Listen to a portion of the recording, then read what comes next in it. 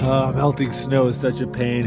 It'll probably take me 45 minutes to get this snow melted and up to a boil. All right, we got the water boiling. Time to make some food.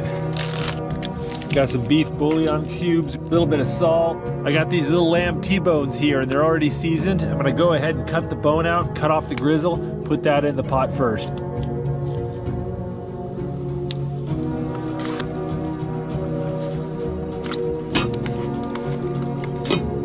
Well, the lamb fat is rendering up nicely, so I just added some sweet potatoes and some to put in there as well. Got a little white vinegar. All right, gonna let that simmer. Just got a weather alert on my phone. It's supposed to be a blizzard warning tonight. We'll see what happens. It's gonna be a lot of snow. And loads of onions. Spice things up with some jalapenos. Soup's getting close to done, so I'm going to go ahead and add my garlic.